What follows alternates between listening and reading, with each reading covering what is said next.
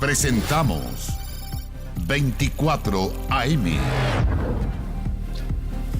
¿Qué tal? ¿Cómo están ustedes? Muy bienvenidos a 24 AM en este día jueves de hartas informaciones, de rica temperatura igual. Deberíamos llegar hasta los 21 grados, tenemos 9 a esta hora, así que sigue siendo con vaivenes una primavera que recién comienza a notarse, con hartas noticias en la agenda también. Carolina, buen día. Buenos días, Carla. Estamos casi despidiendo también el mes de octubre. De septiembre. Hoy ya estoy llegando a octubre, 29 de septiembre, ya estamos despidiendo entonces el mes de la patria. Acompáñenos en esta jornada de día jueves, que tenemos, como bien lo decía Carla, muchas informaciones para compartir con ustedes. Vamos con una que se conoció el día de ayer. Había alta expectación porque se iban a dar a conocer los resultados del test de drogas que se tuvieron que hacer un grupo de parlamentarios, un grupo de diputados, 78 en este caso, tal como se fijó a través del reglamento. Y ayer se dieron a conocer estos resultados sin sorpresas, porque finalmente ninguno de ellos dio positivo en este test y por lo tanto ninguno tiene consecuencias como por ejemplo una que era abrir o levantar el secreto bancario de sus cuentas. Eso no va a ocurrir. Aquellos que se realizaron este examen quedaron limpios a través del resultado que entregó la Universidad de Chile. Sí llama la atención que hubo 3 que no se sometieron a este test de drogas. Estamos viendo cuál va a ser la repercusión de aquellos, si se van a tener que someter de todas maneras a este examen o no. Y atentos también a lo que va a pasar cuando le toque al siguiente grupo, porque esto va a ir siendo por grupos según lo estableció el reglamento. Algunos ayer decían y calificaban esto como un show mediático, que finalmente solo se hacía para distraer a la opinión pública, y decían, retomemos lo importante que es legislar, sacar adelante las leyes que están todavía pendientes en el Congreso. Vamos con noticias internacionales y tras pasar por Cuba, el poderoso huracán Ian azota ahora a los sectores de la costa oeste del estado de la Florida con intensas ráfagas de vientos que pudieron alcanzar casi los 240 kilómetros por hora. También lluvia torrencial. 2 millones de hogares y negocios se han quedado sin suministro eléctrico por la llegada del huracán al estado. Y si bien está causando grandes estragos, a medida que avanza en la tierra, está bajando su intensidad a categoría 1. Se pronostica que Ian continuará su trayectoria a través del centro norte de Florida antes de pasar por el océano Atlántico. Vamos a estar viendo cómo va evolucionando entonces Ian en el informe de Belén Arellano durante esta jornada. 6 de la mañana con 32 minutos. Si tiene que manejar a esta hora, hágalo con precaución. Tenemos varias comunas con neblina. Atentos sobre todo a las condiciones del tránsito y, ojo, cuidado con los peatones. Hay baja visibilidad en algunos puntos. Vamos a estar en un ratito más preguntándole a Iván Torres a qué hora debería disipar para dar pie, al parecer, a un día bastante agradable con 21 grados. Vamos a la pausa y seguimos de inmediato aquí en 24 AM.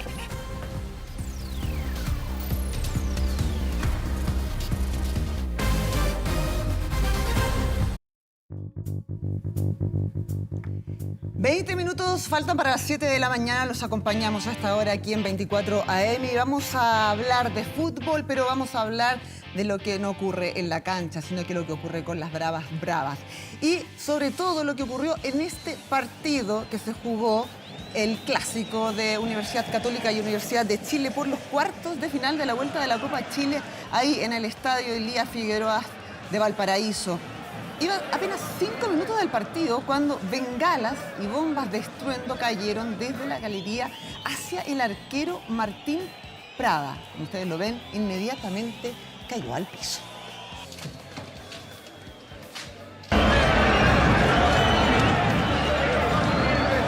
Martín, ustedes todos lo vieron, salió de la cancha muy afectado, tiene un trauma auditivo severo. Al menos eso fue lo que nos comentó el doctor en el camarín. Un trauma auditivo severo provocado por bengalas, alerta máxima por la integridad de un arquero que jugaba su segundo partido con la camiseta de la U. Martín Parra no reaccionaba cuando el árbitro del duelo le hablaba. No reaccionaba cuando nosotros le hablábamos, tenía un problema acústico en su oído derecho, izquierdo, y dejamos que trabajara el cuerpo médico de Universidad de Chile y nos diera un diagnóstico definitivo para tomar una decisión. Estas imágenes fueron proporcionadas por Azul Azul. Se ve como algunos jugadores apoyan a su compañero en problemas. Acá se le ve consciente, incluso pestañea. El gerente de operaciones le tocaba la frente. En definitiva, lo preparaban para trasladarlo. Nosotros como club estamos muy preocupados. Martín Parra va camino ahora a la clínica de Santiago, se fue en ambulancia. Hay un protagonista, un jugador herido, con un trauma acústico grave. Parra se ve muy afectado en esta imagen. Acá lo van subiendo a la ambulancia. Y este es el momento en que lo sacan del estadio Lía Figueroa para trasladarlo a Santiago. Cerca de las 19:40, el arquero ya estaba en la capital para comenzar a ser atendido médicamente. Fue evaluado por otorrino. Vamos a dejarlo hospitalizado para hacer algunos estudios, sobre todo audiométricos, para ver si esta lesión presentó efectivamente un trauma acústico y a ver si esta lesión tiene o no alguna repercusión en su salud, y sobre todo estamos preocupados de que vaya a producir alguna pérdida o alguna discapacidad. Este grave incidente podría tener secuelas preocupantes para Martín Parra, que a sus 22 años se ilusionaba con comenzar a jugar más en la U y ahora tiene que vivir esta experiencia traumática. El trauma acústico puede producir un daño irreversible o reversible. En el caso de un daño reversible es más o menos lo que experimentamos cuando vamos a un concierto y tenemos este ruido permanente que queda después de haber salido del concierto y después se recupera la audición. Distinto es el caso de un daño irreversible en el cual la energía que impactó al órgano sensorial es tan intensa que produce un daño irreversible, que incluso puede ser una sordera permanente. Posibles consecuencias de una acción irracional e irresponsable, un futbolista en problemas que por ir a hacer su trabajo termina en una clínica por culpa de terceros.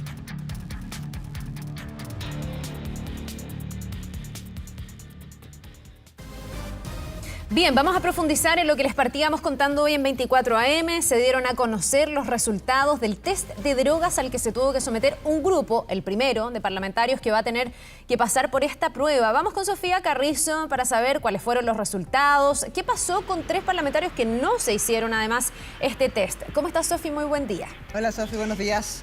Hola, ¿cómo están? Buenos días. Claro, porque recordemos que fueron semanas de hermetismo, de dudas, de interrogantes que finalmente culminaron el día de ayer, donde se dieron a conocer los resultados de este polémico test de droga en el que se sometieron varios parlamentarios en agosto. En total fueron 78 los diputados que fueron escogidos al azar, pero finalmente 75 se realizaron el testeo. ¿Cuál fue finalmente el resultado? Todos son negativos, pero hay que destacar que este examen, este muestreo, deja exento el consumo del alcohol, del cigarro también y la cannabis sativa, debido a que el reglamento considera de este test que son considerados como drogas blandas. O sea, tenemos de todas formas palabras por parte de los parlamentarios respecto a estos resultados de este polémico test. Los invito a escuchar las siguientes declaraciones. El que nada hace, nada teme. Buscan criminalizar la cannabis medicinal.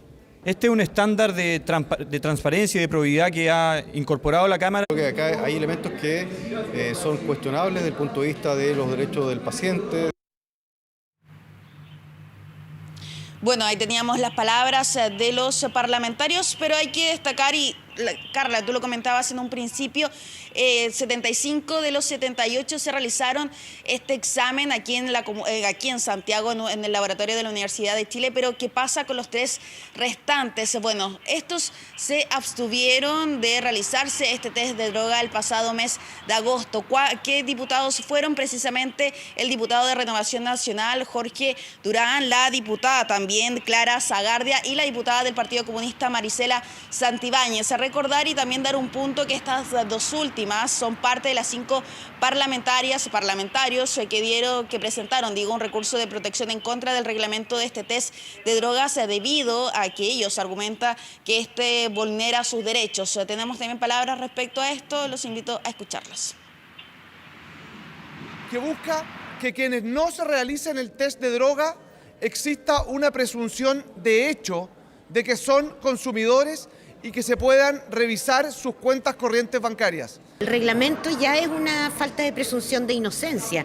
Sí, por eso estamos alegando, porque aquí ha habido un uso político que se pretendió ocupar, utilizar antes del plebiscito. A mí me parece que publicar esos resultados, sean favorables a los diputados y diputados o no, es nuevamente la vulneración a la ley de derechos y deberes del paciente. Así como fue súper mediático el hecho que nos tomáramos el test, yo creo que es súper importante hoy día darle respuesta a la gente y que la gente sepa que estamos con nuestro test de drogas negativo.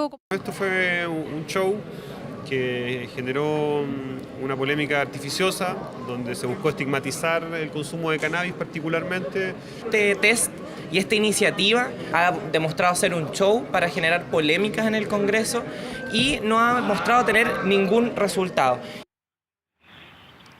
Bueno, ahí teníamos las palabras por parte de los parlamentarios y hay que ver en qué finalmente queda este recurso de protección, y para la gente en su casa hay que dar a conocer que esta no va a ser ni la última, ni la primera vez, ni la única vez en que los diputados se van a someter a este test de drogas. Esto tras aprobarse el reglamento de este examen en julio pasado. Desde ahora en adelante los parlamentarios se van a tener que hacer al menos 2 veces durante los 4 años que dure el cargo este examen, que recordemos no estuvo exento de polémicas en estas últimas semanas, Carla y Caro. Sí, pues algo que ha sido bien polémico. Llama la atención cómo algunos también trataron de que esto no prosperara, que no se hiciera. Hubo toda una discusión. Si bien esto tiene una discusión original, finalmente se aprueba este reglamento, más allá de que uno considere que es útil, no es útil, que revela o no revela algo. Pero llama la atención los que se quedaron al margen, y hay algunos que están proponiendo que entonces se presuma culpabilidad o que se presuma consumo en el caso de aquellos que no cumplan con esta disposición, que es una normativa ahora dentro del Parlamento. Muchos además decían, bueno, hay trabajadores que en el contexto de su empleo tienen que hacerse este examen porque son las reglas del juego, no se pueden negar. ¿Por qué entonces hay parlamentarios que podrían negarse a algo que ellos mismos han determinado? Vamos a ver en qué queda y vamos a ver cómo sigue con los próximos parlamentarios a los que les va a tocar también enfrentar este examen, para ver si es que también tienen un buen resultado, como en este caso donde ninguno dio positivo al test. Te agradecemos, Sofi, por todos estos detalles. Que te vaya muy bien y que tengas un buen día. Buen día, Sofi. Buen día. 6 de la mañana con 49 minutos. Vamos a hacer una pausa aquí en 24 AM. Amanece en Santiago. Ojo, porque hay algunos sectores que están con neblina en algunas comunas de la capital. Ya viene Iván Torres con el tiempo para todo Chile y le vamos a preguntar sobre esta situación. Ya volvemos con más.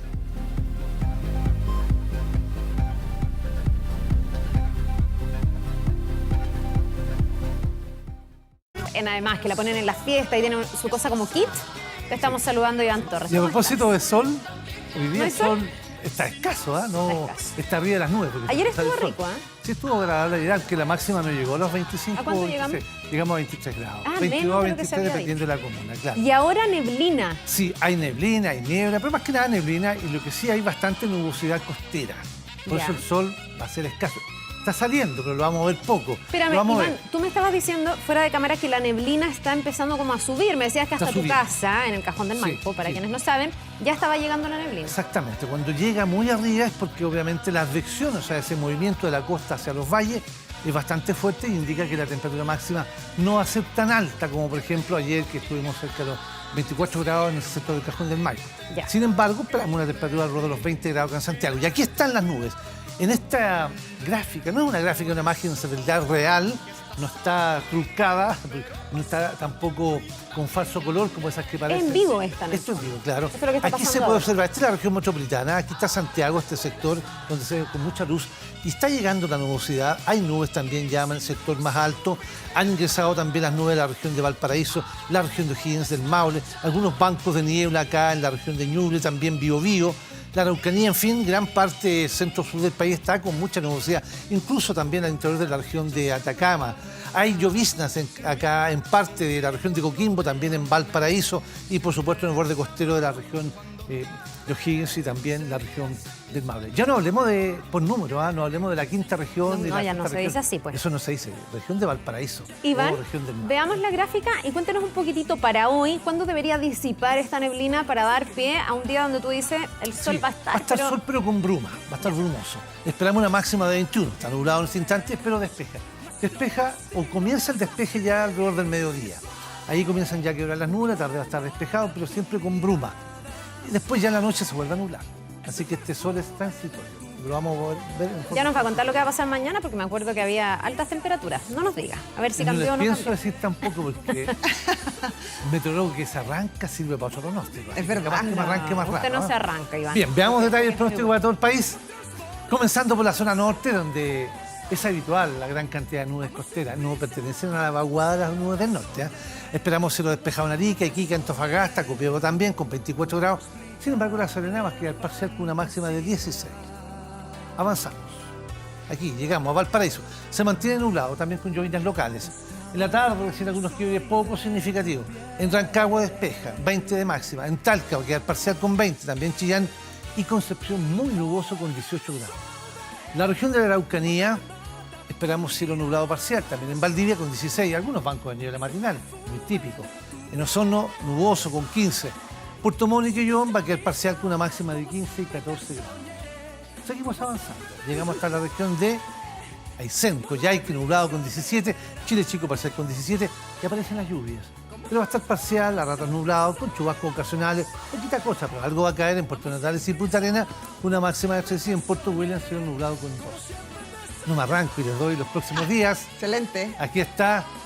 Se mantienen los 26 grados para mañana. Ah, ya, no baja. Perfecto. Muy bien. No baja. Muy bien. El día domingo... Mira, incluso sube más hacia el sí, domingo. El día domingo sube a 27 y el sábado 26, siempre con cielo claro. Y aquí aparecen algunas nubes y baja un poco la temperatura, especialmente el martes, con 22 grados. Pero lluvias por el momento acá en la capital no se ven. ¿Será como para olvidarse de las lluvias o en octubre igual llueve? Eso. Llueve, en realidad, si hablamos estadísticamente, llueve en enero y febrero. Las No, posibilidades claro. cada vez son más bien. bajas. La nada misma. Hay pocas posibilidades de lluvias, Ya. pocas. En los próximos meses, yo diría, no tan solo Santiago, sino que la zona central tiene pocas posibilidades de lluvia, pero no se pueden descartar. ¿Cómo vamos a recibir octubre? Yo creo que octubre, la primera Más quincena siempre soleado. un poquito más inestable, po, si en un el poquito fondo más octubre, ¿cuándo soleado, parte el- con vaivenes en las Fin de temperaturas semana. Como la altas, un primera día ya. más bajas, pero ya después de la segunda quincena esto se estabiliza. Excelente. Ya, pues Iván, muchísimas vemos. gracias Buen por día. este informe del tiempo. Que te vaya muy bien, que tengas un buen día. Buen día, Iván. 7 de la mañana con 1 minuto. Vamos a la pausa. Lo hacemos con la música de Luis Miguel. A quien estamos escuchando El Sol de México. Estamos de vuelta de inmediato con más.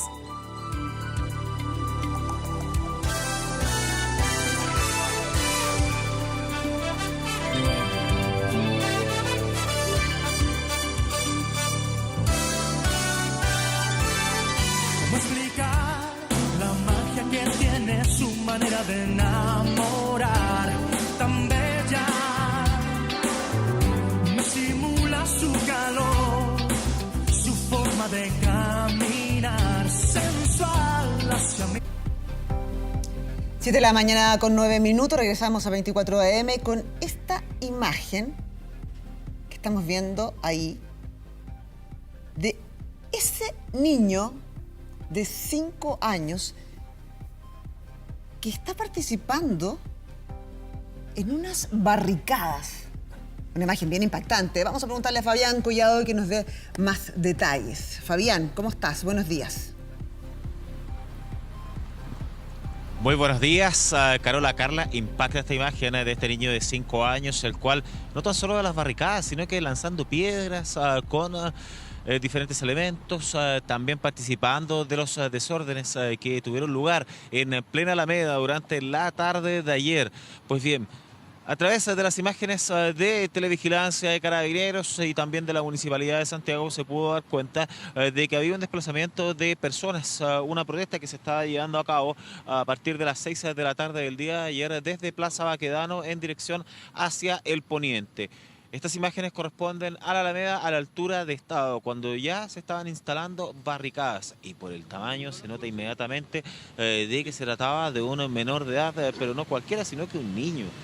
Y que tenía 5 años. Pues bien, ahí ustedes pueden ver cómo estaba participando de armar esta barricada en la Alameda Libertador Bernardo Higgins y también cómo estaba lanzando piedras a Carabineros para luego tratar de juntarse con todo el tumulto que estaba realizando este tipo de actuar, varios de ellos encapuchados que se encontraban en los alrededores. Por lo mismo, Carabineros lógicamente tuvo que intervenir. Acá hay una vulneración de derechos del niño evidente. Se tomó detenida a la madre, los cuales fueron derivados hasta una unidad policial vinculada a la familia, y se le dio cuenta al juzgado respectivo, al tercer juzgado de familia, por la vulneración de derechos. La madre de este niño de 5 años quedó en libertad. Va a ser citada al juzgado de familia durante las próximas horas, días, para ver posibles sanciones en contra de ella. ¿Por qué estaba este niño ahí? ¿Por qué se le dejó participar de estos desórdenes, de estas barricadas, lanzamiento de piedras? Una imagen que impacta y que obviamente indigna. Vamos a revisar declaraciones en voz de Carabineros. Carabineros de la primera comisaría realizaron un procedimiento donde se consignó una denuncia por vulneración de derechos de un menor por parte de su mamá en el contexto de manifestaciones ocurridas en el centro de Santiago.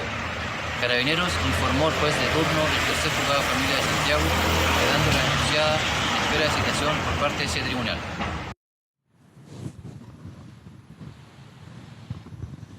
Vulneraciones o varios aspectos que analizar. Primero, el riesgo para ese niño, el riesgo que corre su integridad. Hemos visto cómo terminan estas barricadas, hemos visto los enfrentamientos con Carabineros, hemos visto los piedrazos. Que un niño esté ahí, por supuesto que no corresponde desde ningún punto de vista. Pero lo segundo también, un niño no tiene más ejemplo que sus padres. Un niño conceptualiza el mundo desde lo que los papás les enseñan. ¿Qué le está enseñando esta mamá a ese niño? Un niño inocente que seguramente ve esto como un juego y que finalmente sigue las instrucciones, o esto a lo que la mamá lo llevó. O sea, desde cualquier punto de vista esto es algo absolutamente impresentable y muy preocupante por el destino, por el futuro de ese niño. Tú bien lo decías, no solamente uno podría imaginar que lo mira como un juego, sino que también está enfrentado a adultos en ese minuto que ponen claramente en riesgo su vida. Fabián.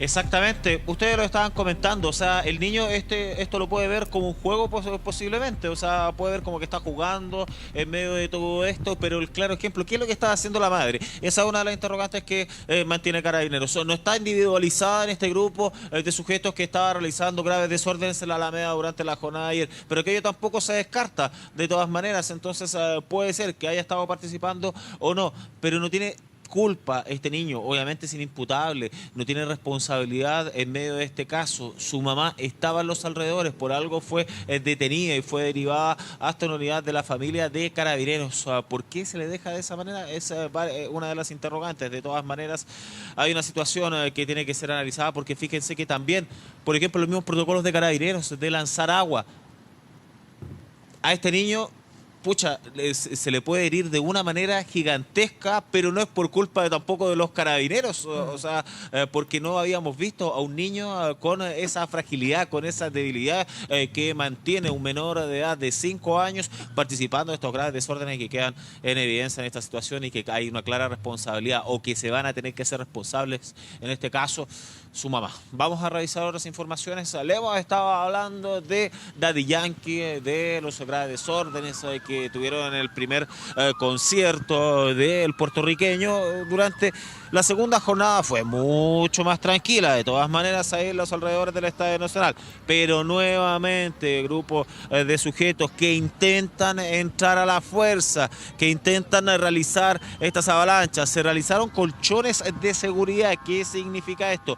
Varios controles antes de poder llegar hasta las puertas del Coliseo de Ñuñoa, pero de todas maneras un grupo de sujetos trató de acceder, y por lo mismo se generaron diversos desórdenes en Grecia con Pedro de Valdivia. Obligó el cierre de la estación Estadio Nacional de la línea 6, cuando a las 9:15 aproximadamente comenzó el concierto del artista de reggaetón. Duró 2 horas aproximadamente. Hubo personas que de todas maneras reconocieron estar al interior sin el ticket en mano, que lo habían hecho de todas maneras, que lo habían logrado. Es algo que tiene que ser investigado. De todas maneras, en medio de estos desórdenes hubo 18 sujetos detenidos, que contrasta bastante con la cifra del día anterior, que habían sido solo 3. solo 3. En esta ocasión hubo 18 detenidos, también una persona herida que habría sido golpeada por un objeto contundente en la avenida Grecia previo a su ingreso para poder ver el show del artista de reggaetón, el show de Daddy Yankee. Situación mucho más tranquila en comparación a la primera jornada y se espera que hoy, que es el tercer concierto y final de Daddy Yankee, esté incluso mucho más calmo. Vamos a cerrar nuestro despacho con esta situación indignante del niño de 5 años. Vulneración de derechos evidente. O sea, no hay ninguna otra explicación. Él posiblemente lo ve como un juego, no tiene la conciencia de el riesgo que está expuesto en plena Alameda, donde hay lluvia de piedras muchas veces en este tipo de incidentes. También el actuar del carro lanzaguas, el carro lanzagases para disuadir a los encapuchados que están en los alrededores. ¿Qué pasa con sus padres? Bueno, es una de las interrogantes porque hay una clara responsabilidad, o se van a tener que hacer responsables en medio de esta vulneración de derechos muy evidente, donde su madre tuvo que ser detenida. Imagínense lanzando piedras, o sea, esto definitivamente el niño lo ve como un juego y eso no se puede discutir, pero ¿qué pasa con sus papás? Vale. Claro que sí. Vamos a quedarnos pendientes de cómo avanza este caso, pero la imagen es realmente indignante. Fabián Collado, muchas gracias por este informe. Que tengas un buen día. Gracias, Fabián. Y más allá de requerir a la mamá de sancionarla, ¿cómo se va a apoyar a esa familia, a esa mamá? Faltan habilidades parentales seguramente para poder asegurarle un buen futuro a ese niño y que pueda discriminar entre lo que está bien y lo que está mal. Vamos a otra cosa, 7 de la mañana con 17 minutos. Impacto generó una violenta encerrona que ocurrió en la salida de un estacionamiento, esto es en un supermercado de Antofagasta, lo están viendo en las imágenes. Delincuentes intimidaron a una mujer que manejaba este vehículo, le bloquearon el paso y la obligaron a descender del vehículo. Vamos a ver todo en el siguiente informe. 13 horas con 54 minutos, horario de alto flujo. Aún así, deciden atacar. En cuestión de segundos, 2 asaltantes que se bajan del automóvil que cierra el paso abordan a una mujer acompañada por su hijo y con un destornillador los intimidan. Las víctimas no oponen resistencia y se concreta el violento robo desde el estacionamiento de un supermercado. Todo esto en una transitada esquina. En hechos similares, características conocidos como encerronas o portonazos, tenemos un registro de 8 denuncias que se han formulado en Carabineros. No obstante, en relación a esta característica especial del hecho recientemente ocurrido, que fue a luz de día, en un lugar de bastante tránsito de personas y de presencia de personas. Este es un hecho particular que no había ocurrido. En Antofagasta se han registrado 3 robos violentos de vehículos en menos de una semana. Este, eso sí, es el primero al interior de un recinto privado y a plena luz del día. En las otras ocasiones estos ilícitos habían sido más bien en espacios públicos. Esta es la primera ocasión que tenemos que ocurre precisamente cuando sale de los estacionamientos de un centro comercial. Tenemos un especial interés de aclarar, investigar. Abordar a las víctimas en espacios cerrados como este supermercado y donde no existe posibilidad de evadir el delito, al parecer una nueva forma de las denominadas encerronas. Lo van a hacer con extrema violencia, lo van a hacer, tratar de hacer lo más rápido posible y especialmente en algún lugar donde el vehículo no tenga la posibilidad de poder seguir avanzando tanto hacia adelante como hacia atrás o como cualquier lado. Es decir, van a poner un vehículo delante de esto o lo van a hacer en algún lugar. Encerronas, portonazos y abordazos, delitos violentos que generan preocupación entre conductores de Antofagasta, ciudad donde estos ilícitos no son habituales. Es terrible la situación, es cosas que no ocurrían para este barrio, están ocurriendo. Y no hay las autoridades que son las que tienen que hacer algo, no lo hacen. Tenemos un aumento de tasa a nivel de todo el país. Estamos en el promedio nacional. Pueden ser delitos nuevos y otras cosas que son delitos viejos, digamos, pero con otras formas. Pero es necesario que podamos denunciar para poder investigar y poder atacar esos delitos. Desde el supermercado Jumbo declinaron referirse al robo. Aseguran que no recibieron denuncia por parte de la víctima. Sin embargo, existe jurisprudencia sobre delitos en este tipo de recintos. Estos hechos se producen al interior de un recinto privado que presta un servicio de venta de algo y que por lo tanto también dentro del servicio que presta está el de la seguridad al interior de él. Lo que nuestra jurisprudencia ha dicho es que deben hacerse responsables de los delitos que ocurren en su interior.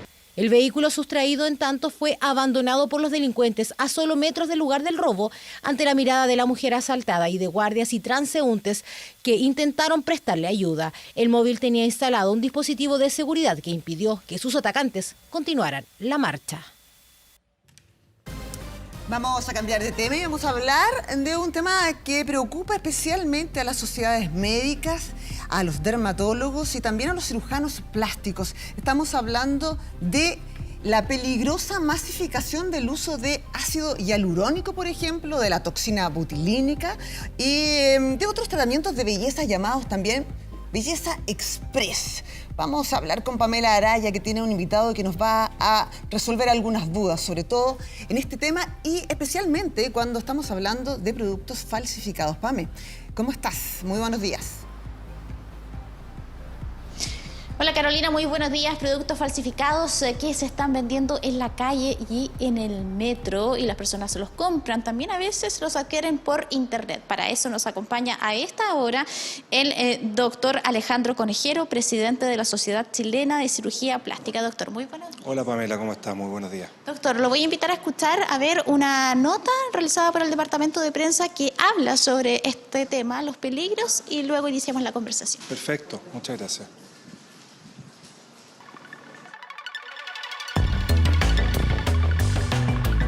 El ácido hialurónico y la toxina botulínica prometen soluciones. Esto vino de la mano de un destape de la medicina estética. Pero en las manos incorrectas podrían ser una trampa.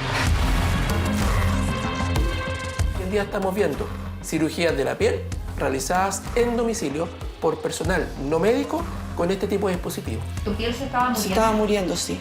Aberrante, esa es la verdad. Qué ignorante fui. ¿Quieres un poquito más? Hágalo usted.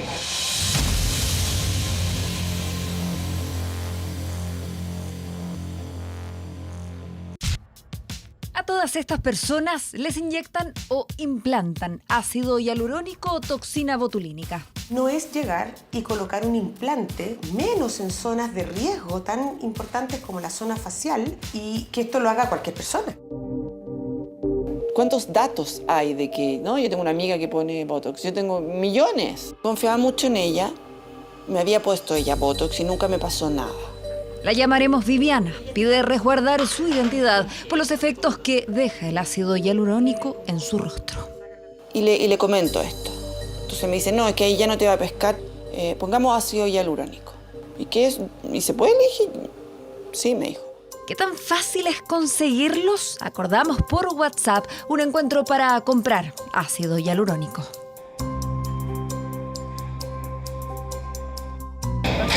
Si ese para labios queda muy hermoso. Sí, si tú sabes inyectar y te lo puedes poner, tú misma te lo puedes poner. Incluso ahí trae las agujitas adentro. Te lo recomiendo a ti que te lo vas a inyectar, o sea, mirándote al espejo. Como para que sepas qué zona te vas a poner y eso.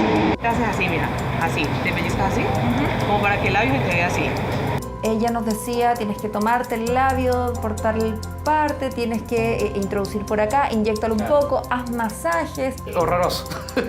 ¿Por qué? Porque en Chile estos son tratamientos médicos. Hasta llega mi explicación. Aquí se puede poner punticos, tú metes la aguja a la línea, entonces lo vas soltando y la sacas.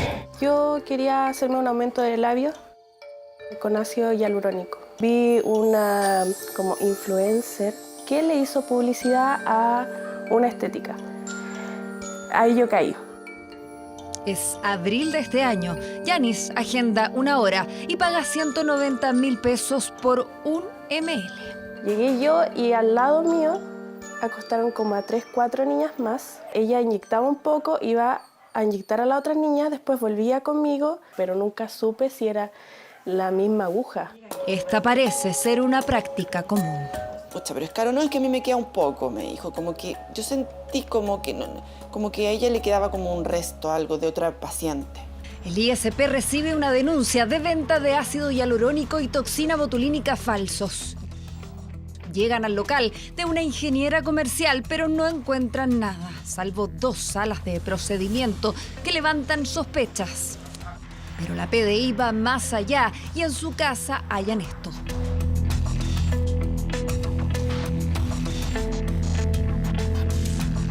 producto que no tiene registro sanitario es considerado un producto falsificado. Segundo, tampoco tenemos garantía de cómo llegó el producto, es decir, podría no haber llegado refrigerado, lo cual en el fondo también pone en riesgo a la población. Intentamos conversar con esta mujer en 2 oportunidades, pero no accede a una entrevista. Este cargamento será destruido. Seremi de Salud y el ISP iniciarán un sumario contra esta mujer que también será investigada penalmente por poner en riesgo la salud pública y por comercializar productos falsificados. Las sociedades médicas de cirugía plástica y dermatología encienden las alertas. Todavía más procedimientos médicos se estarían realizando en Chile por inexpertos, poniendo en riesgo severo a la población. Y las fotos que ella tiene en su página, claro, los resultados eran espectaculares.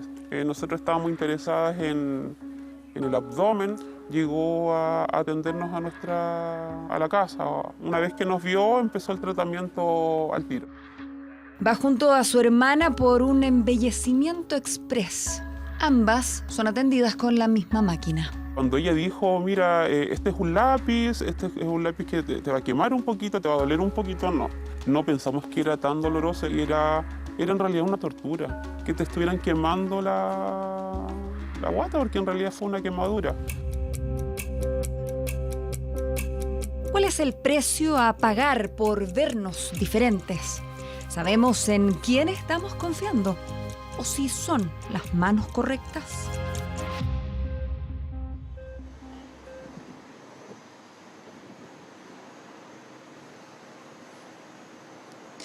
Bien, ahí el resumen entonces que realizó el Departamento de Prensa, una nota que elaboró Josefa Bustos, donde habla de todos estos peligros, de todo lo que está ocurriendo hoy. Y yo le decía que estábamos con el doctor Alejandro Conejero, que es el presidente de la Sociedad de Dermatología, de Cirugía Plástica, la Sociedad Chilena de Cirugía Plástica. Bien, escuchaba usted también la nota y me gustaría que usted nos detallara ¿cuáles son los riesgos? ¿Qué nos puede pasar? ¿Nos puede dar hasta una necrosis? Así es. A ver, lo primero, la verdad es que nosotros como Sociedad Chilena de Cirugía Plástica queremos tratar de informar a la población para defenderla de complicaciones graves.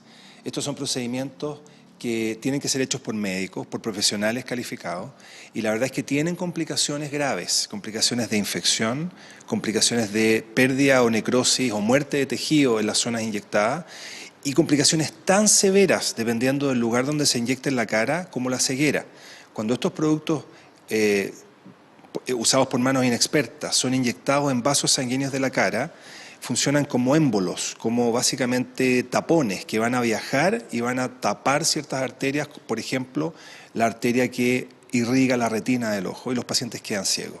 Son complicaciones muy graves y la gente tiene que informarse.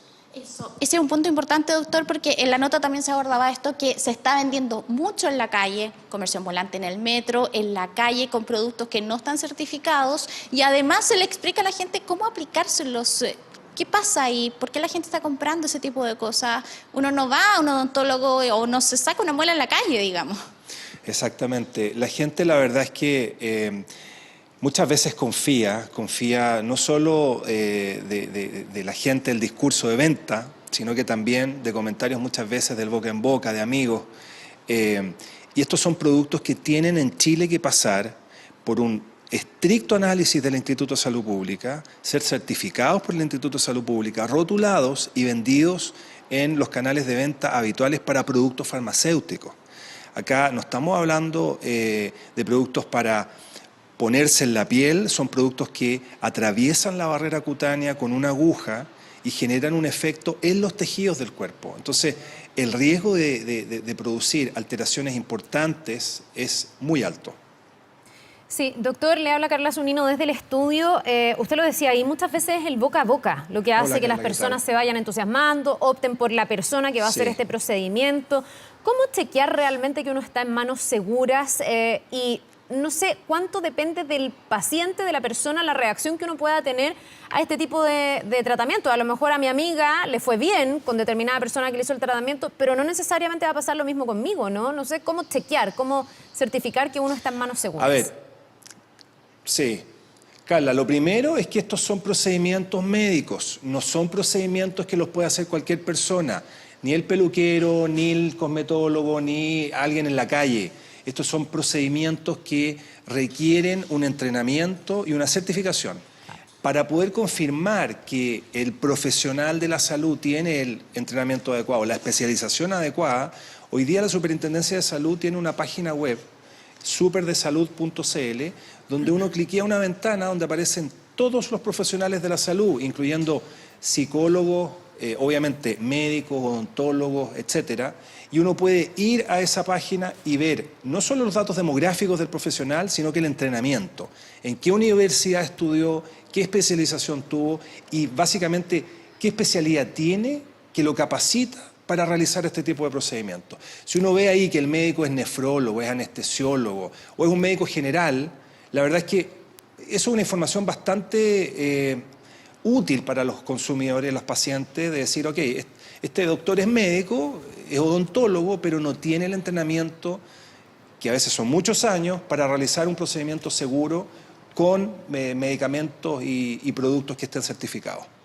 Doctor, muy buenos días, Carolina por acá. Me gustaría llevarlo al plano de la edad. ¿A qué edad se recomienda consultar para usar este tipo de producto? Porque estamos viendo cómo también muchas jovencitas se ven atraídas a usar este tipo de productos y así también llegan a esta amiga que le dijo que podía usar. ¿A qué edad se recomienda utilizar o comenzar a utilizar este tipo de producto?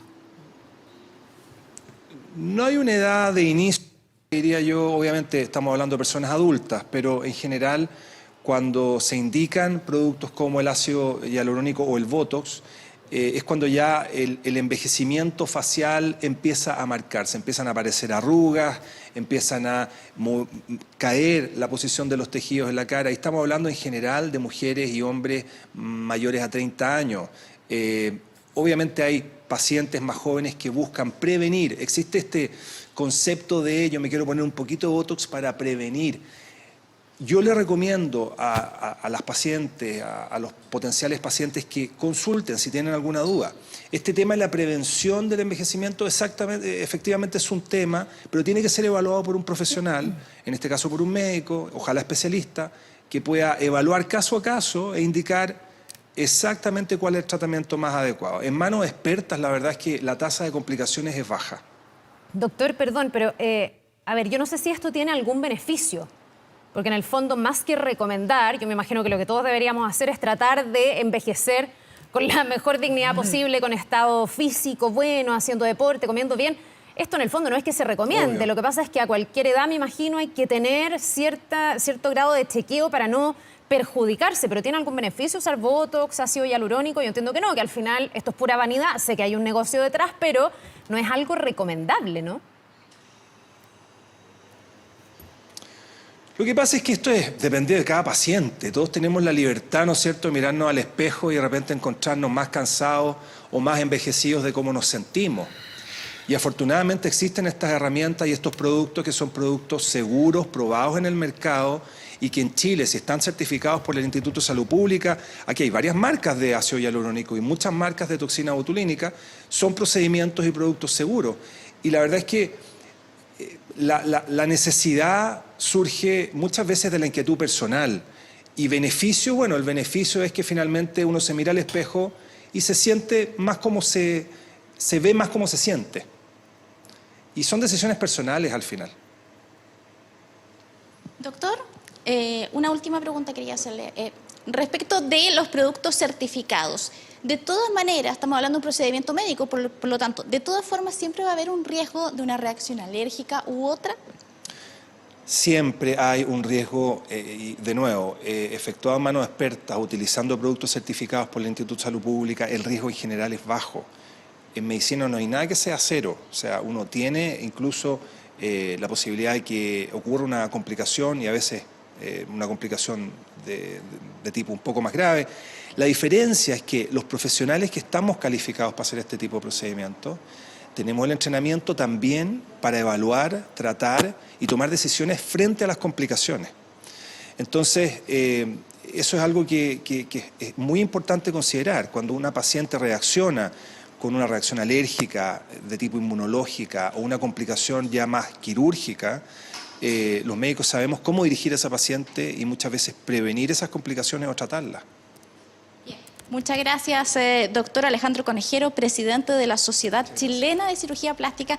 Que esté muy bien, que tenga un buen día. Encantado, muchas gracias y que sigan muy bien en este programa. Gracias por la entrevista hoy día. Buen día, linda jornada y buen fin de semana además. Bueno, ya escuchaban al doctor, entonces las recomendaciones, acá la clave es no compre productos en la calle, puede incluso perder hasta la vista, decía el presidente de la Sociedad Chilena de Cirugía Plástica. Claro que sí, Pamela, y sobre todo siempre consultar a un especialista. Gracias por esta entrevista, gracias también al doctor, que tengan ambos una buena mañana. Gracias, Pamela.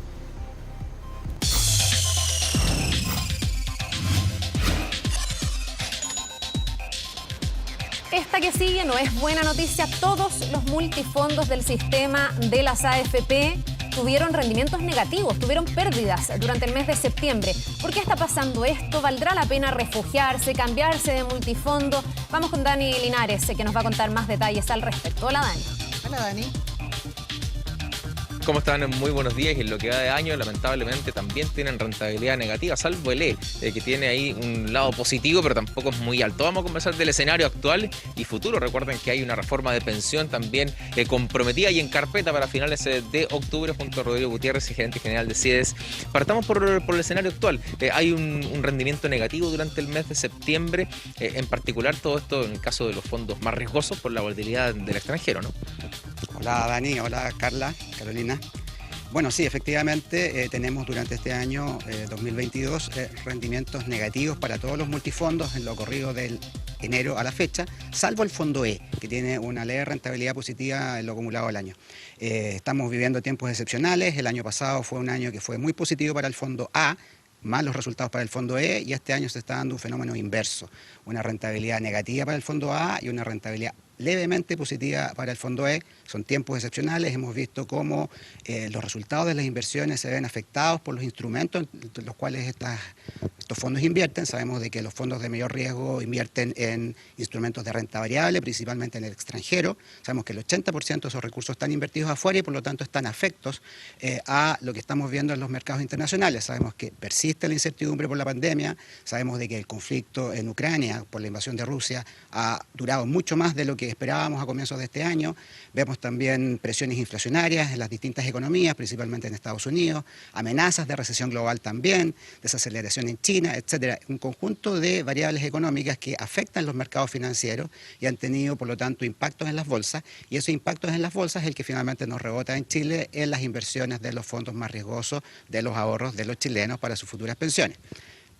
Comienza a recuperar su espacio el fondo E, su espacio, digamos, de lo que recomiendan siempre todos, ¿no? Refugiarse en ese fondo que es menos volátil cuando ya estamos cerca de la edad de jubilación, pero que tuvo un momento difícil, ¿no? Por la pandemia, por el estallido social, y que ahora presenta estos números positivos. ¿Comienza a recuperar ese terreno del fondo E? Sí, la verdad es que sí. Este año hemos visto mejores resultados para el fondo E, pero luego de un año muy malo. El año pasado, recordemos que en el periodo acumulado de enero a octubre, el fondo E acumuló una pérdida del casi el 20%. Eso se revirtió en los últimos 3 meses del año y significó, por lo tanto, un cierre del orden del 13%. Pues bien, buena parte de aquello se ha ido recuperando, pero todavía la verdad es que tenemos un rendimiento negativo en lo acumulado del año.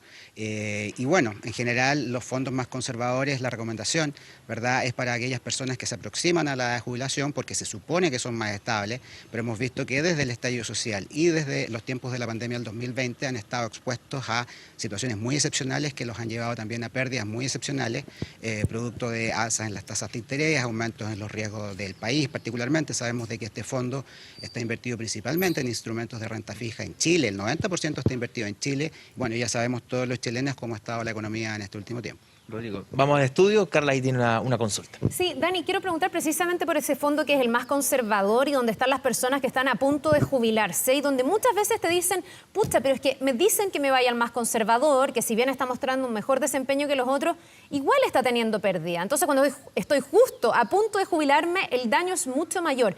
¿Cuál sería la recomendación para esa gente? ¿Es momento de jubilarse igual? ¿Hay que retrasar un poquitito? Y yo no sé, Rodrigo, si esta es una falla del sistema, porque uno pensaría que en los últimos años de cotización se debería proteger incluso más el monto que está proyectado como la pensión que tú vas a tener. De repente vienen crisis importantes y la gente, ¡pum!, se le desaparecen millones justo cuando se va a jubilar. Sí, bueno, es cierto lo que tú dices. Bueno, lo primero que habría que decir es que en términos estadísticos, la evidencia histórica, la evidencia empírica, demuestra que todos los fondos o los multifondos tienen rentabilidades positivas en el largo plazo. Es decir, tienen rentabilidades promedio anuales que son positivas. El fondo de mayor riesgo, el fondo A, tiene una rentabilidad promedio de casi el 6% y el fondo E una rentabilidad promedio anual en torno al 3%.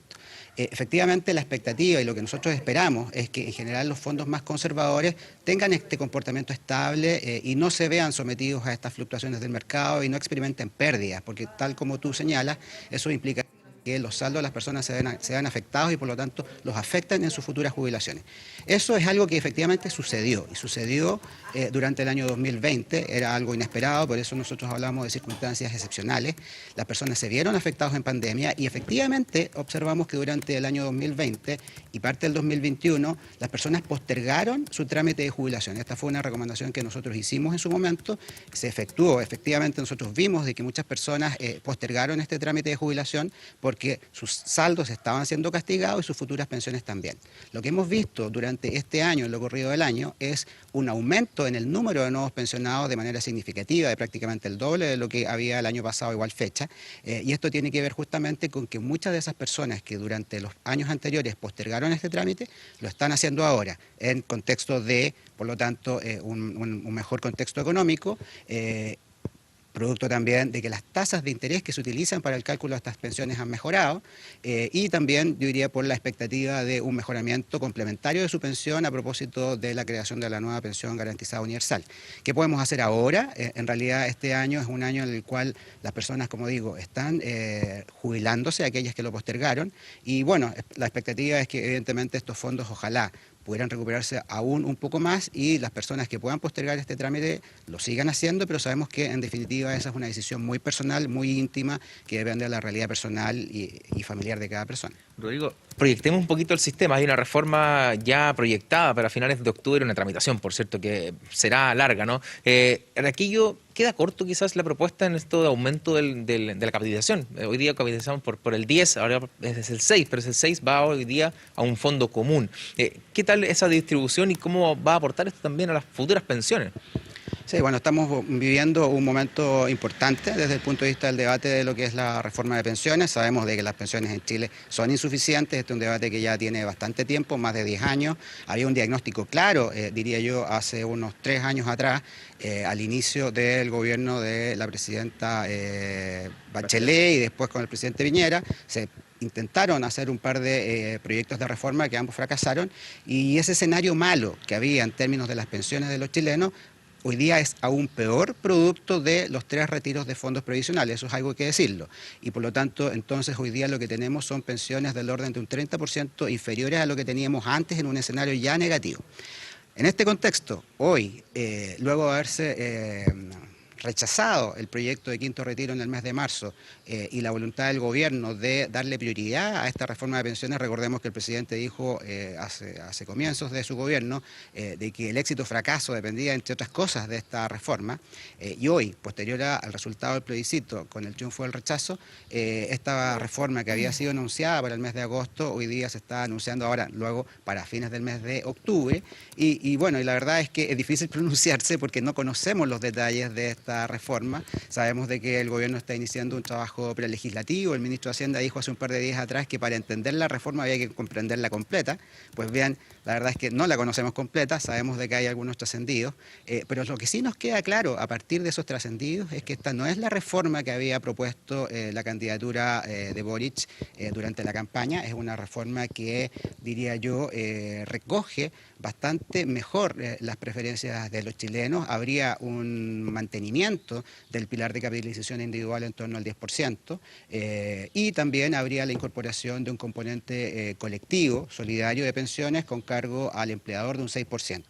Es a partir de este componente que el gobierno plantea incorporar un efecto de solidaridad, tanto intra como intergeneracional, y esperaríamos entonces que ello conlleve, junto con el mejoramiento de la PGU que está pendiente, poder mejorar en algo las pensiones de los chilenos. Sin embargo, como digo, esto está por verse, e importa conocer muy bien los detalles, porque esta es una reforma que es compleja, y todo esto en un contexto, como digo, en el cual la economía en su conjunto, a nivel global y a nivel local, está viviendo tiempos difíciles.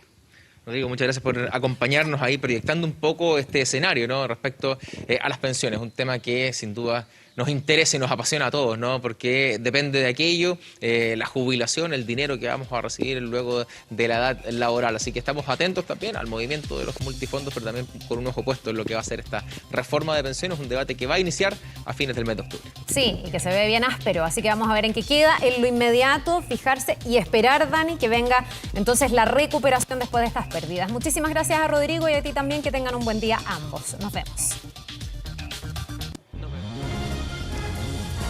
7 de la mañana con 46 minutos. Ya recibimos en nuestro estudio a Belén Arellano, que nos va a actualizar las noticias internacionales, sobre todo Belén, con lo que hemos ido monitoreando en estos días, que es el paso de Ian, que ya llegó a las costas de la Florida en Estados Unidos.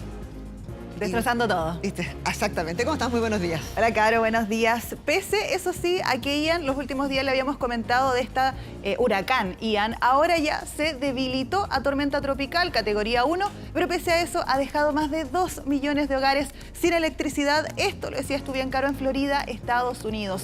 Tras haber tocado entonces tierra en el estado más al sur de Estados Unidos, los vientos de esta tormenta, que también en un momento estaban cercanos a los 250 kilómetros por hora, incluso estuvo bordeando ser categoría 5, ahora finalmente ya descendieron y están cerca de los 100 kilómetros por hora. Las autoridades de allá de Estados Unidos informan que varias zonas, y lo vemos ahí también en las imágenes, están inundadas. Por ejemplo, autos flotando también, edificios sumergidos, y les decíamos, ya son más de 2 millones de hogares, también negocios que están sin suministro eléctrico, tajantemente están sin luz. ¿Qué se pronostica para Ian? Que va a continuar su trayectoria a través del centro y también norte de Florida, antes ya de pasar al Océano Atlántico y después moverse hacia los estados de Georgia y California del Sur. Una situación, Caro, que lo vemos en imágenes, dejó destrucción, dejó destrozo a su paso, pero hasta el momento, eso sí, por lo menos se está recuperando Estados Unidos, no ha sido tan devastador como fue en el caso de Cuba, donde toda la isla quedó sin electricidad.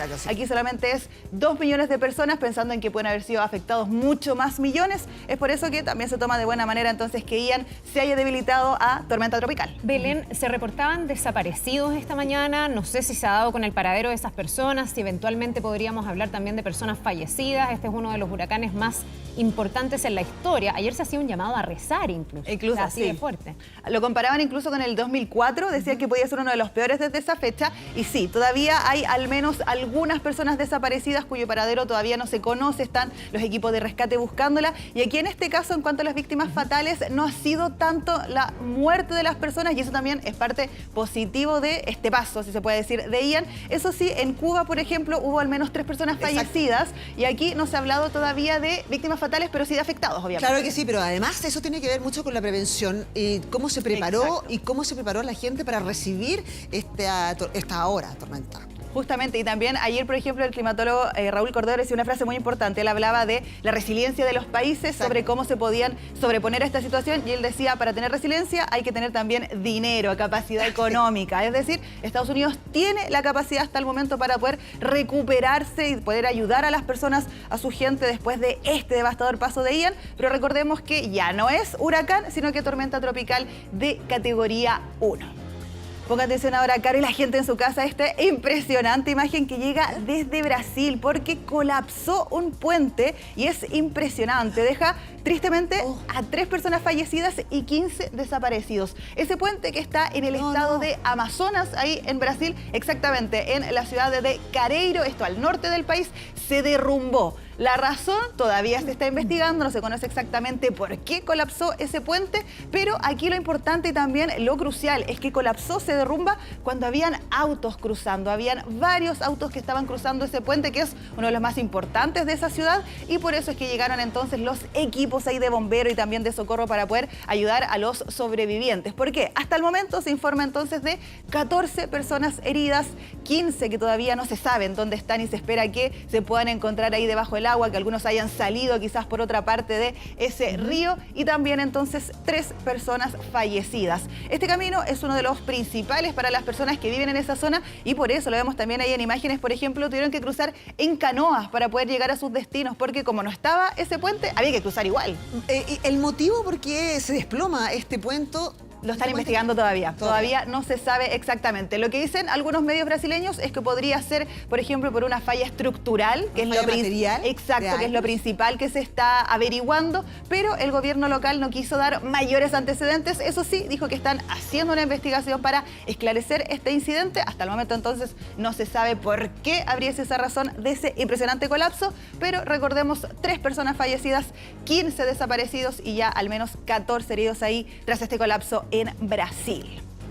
Hablamos ahora, Caro, de política internacional, específicamente Estados Unidos, las 2 Coreas y la visita aquí de la vicepresidenta Kamala Harris a Corea del Sur. Esto un día después de que Corea del Norte disparara los misiles balísticos. Harris ha asistido a distintos lugares relevantes en territorio surcoreano, por ejemplo, uno de los más importantes, la zona desmilitarizada, que sabemos separa las 2 Coreas y que pese a su nombre de desmilitarizada es todo lo contrario. Todo lo contrario. Es una de las zonas más militarizadas de las Coreas y también del mundo. Y eso fue también parte de lo que dice Kamala Harris, que afirma que esta área fronteriza es fuertemente armada, y eso demuestra entonces los caminos drásticamente diferentes que han tomado ambas Coreas. Por otra parte, ahí también Kamala Harris afirma que Corea del Norte es un país con una dictadura brutal, algo que también lo han dicho distintos mandatarios a lo largo aquí de los últimos años. La vicepresidenta también visitó la base del Comando de la ONU que lidera Estados Unidos, situado ahí junto a la línea divisoria, y ahí aprovechó de saludar y también agradecer a las tropas estadounidenses y obviamente a sus familias que los tienen bastante lejos. La visita, además de darse después de este lanzamiento de misiles por parte de Corea del Norte, también se da en medio de temores a que el país ahí liderado por Kim Jong-un pueda llevar a cabo una prueba nuclear. Hablamos ahora, Caro, de una nueva fuga que se detecta en uno de los gasoductos importantes de Rusia que envía gas hacia Europa. La Guardia Costera de Suecia ha detectado una nueva fuga en el gasoducto Nord Stream 2, y del total ya de escapes, entonces, ¿cuántos son? 4. 2 han ocurrido en la zona del Mar Báltico, perteneciente a Dinamarca, y los otros 2 en territorio que es de Suecia. Esta cuarta fuga aumenta, obviamente, la alerta en Europa, donde sabemos la mayoría de los países cree que estas fugas se tratan de actos intencionados y también de un sabotaje por parte de quien ellos acusan a Rusia. ¿Por qué? Porque se viene este invierno crudo para los europeos. Sabemos que tienen problemas con el gas ruso, que va a disminuir por toda la tensión con Ucrania, y eso obviamente hace que los países europeos cuestionen las actitudes de Rusia. ¿Qué dice Rusia? Eso sí, que ellos no tienen nada que ver y que obviamente no tienen ahí injerencia en estas fugas. Claro que sí, vamos a estar atentos entonces cómo sigue esto. Belén Arellano, muchas gracias por acompañarnos, y también vamos a estar atentos desde nuestra región a lo que va a ocurrir con las elecciones en Brasil el próximo domingo. Muchas gracias por acompañarnos esta mañana. Que estén bien, nos vemos.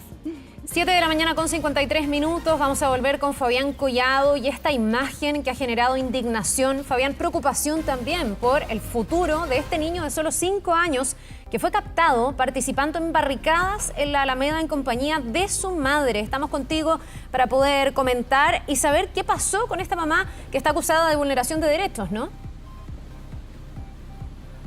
Exactamente, nos rectifican una situación, Carla, no fue detenida ningún minuto, sí fue oficiada, se realizó una investigación de oficio por parte de Carabineros, donde fue notificada esta madre por parte del tercer juzgado de familia de Santiago respecto a la denuncia en su contra por vulneraciones de derechos. No alcanzó a estar detenida según lo que nos aclaran, pero bueno. ¿Cuál es el contexto de toda esta situación? Ayer, cerca de las 6 de la tarde, se realizó una manifestación desde Plaza Baquedano en dirección hacia el poniente. De hecho, hasta Manuel Rodríguez estaba el tránsito absolutamente suspendido.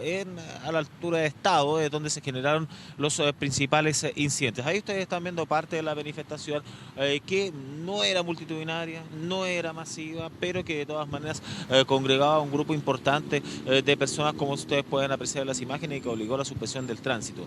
En la calle Estado, por plena Alameda Libertador Bernardo Higgins, es cuando se ve a este menor de edad, a este niño de solo 5 años. No se tenía establecido cuántos años tenía a través de las cámaras de seguridad, pero claramente por la estatura se podía chequear de que se trataba de un menor de edad, de un niño. En definitiva, fue seguido a través de las imágenes de televigilancia, primero armando barricadas o ayudando a aquellas, en verdad, posteriormente participando entre el tumulto de encapuchados y luego lanzando piedras en contra de Carabineros, los cuales estaban desplegados en el sector y que estaban con los carros disuasivos, estaban con el carro lanzaguas, el carro lanzagases, con el fin de poder intervenir, si es que así fuera necesario, para concluir con la obstaculización del tránsito en el centro de Santiago.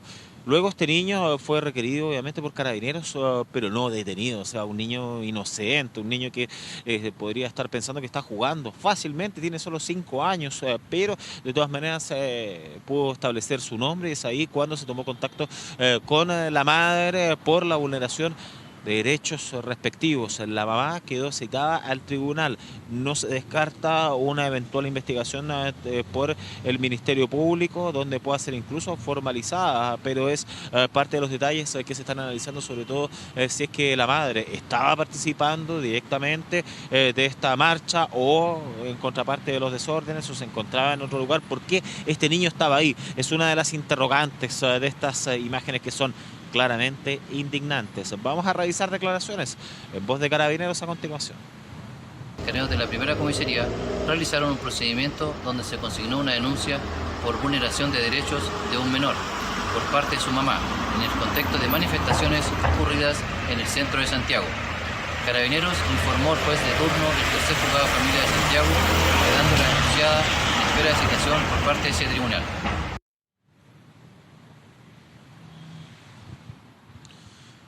Imagen absolutamente indignante entonces de este niño de 5 años, el cual fue visto a través de las cámaras de seguridad, porque cuando comienza la marcha, ayer cerca de las 6 de la tarde, un poco antes, ahí en Plaza Baquedano, a desplazarse por la vereda norte del principal eje de la región metropolitana, no se había visto a este menor de edad, no se había visto a este niño. Carabineros estaba a lo lejos resguardando de que no existieran mayores inconvenientes, pero a las cuadras, cerca de San Antonio aproximadamente, es cuando se generan los primeros incidentes y comienzan a armarse este tipo de barricadas. Ya en estado es cuando aparece este menor de edad, este niño, y que es visto a través de los drones, de las cámaras de seguridad que mantiene Carabineros en conjunto con la Municipalidad de Santiago, y ahí se generan todas las alertas debido a lo que se estaba viendo expuesto este niño, o sea, a piedrazos que iban y venían en la Alameda, también a los carros disuasivos de Carabineros, el carro lanzaguas, el carro